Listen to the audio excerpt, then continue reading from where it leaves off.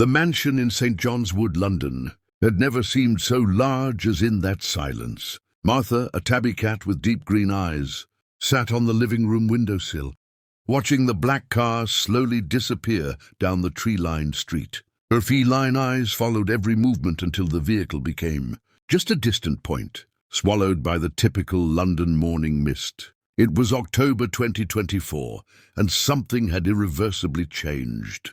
Paul McCartney, the man who had taken her in 7 years ago, who hummed melodies while stroking her, who always saved a piece of salmon from dinner especially for her, had departed.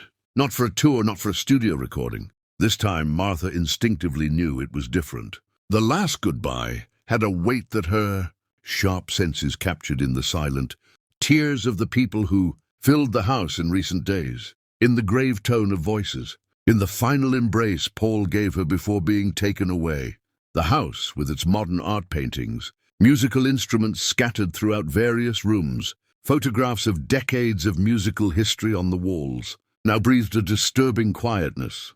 Martha gracefully descended from the windowsill and began walking through the polished wood corridors, her little paws producing the only sound that broke the oppressive silence. She didn't fully understand death as humans understand it, but she understood absence, and that absence was beginning to fill every corner of that house that once overflowed with life. The first 3 days were the hardest. Martha woke at the usual time, 7 in the morning, expecting to hear the characteristic sound of Paul's footsteps coming down the stairs, the noise of the kettle on the stove, the aroma of fresh coffee spreading through the kitchen.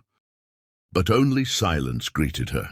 She meowed loudly, her call echoing through the empty corridors unanswered. The house seemed different now.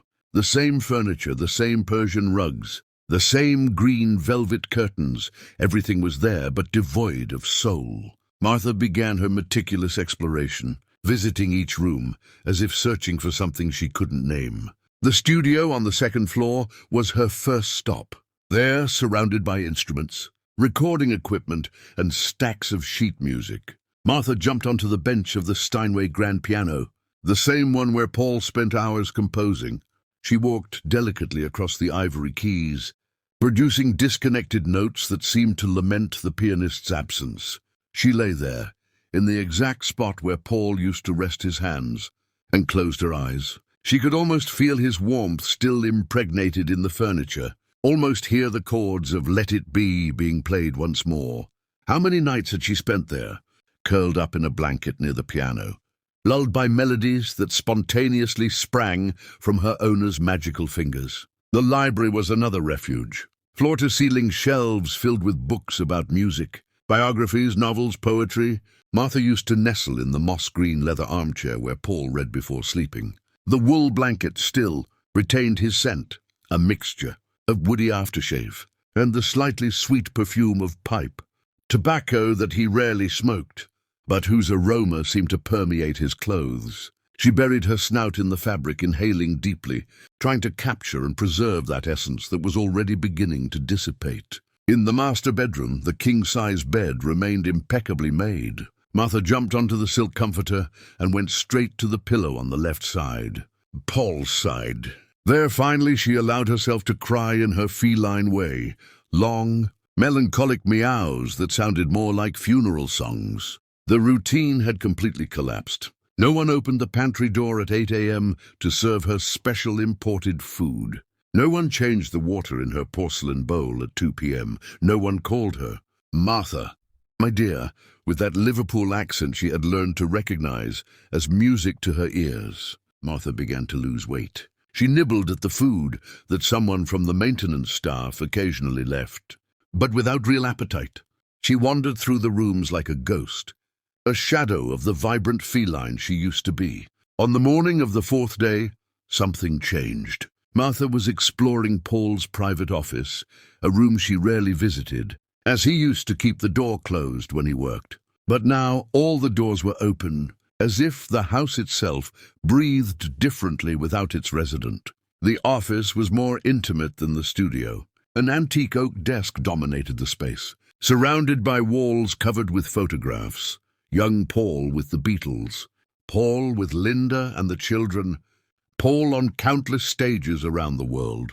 And there, in a small silver frame on the desk, a more recent photo, Paul smiling with Martha in his lap. Taken in the garden during the previous spring, Martha jumped onto the desk, knocking over a pen that rolled to the floor. That's when she noticed a brown, leather-bound notebook, half open, with Paul's unmistakable handwriting covering the pages. They were song lyrics. She sniffed the paper, recognizing the familiar smell of ink from the fountain pen Paul used for writing. With her paw, she pushed the notebook, making it open completely.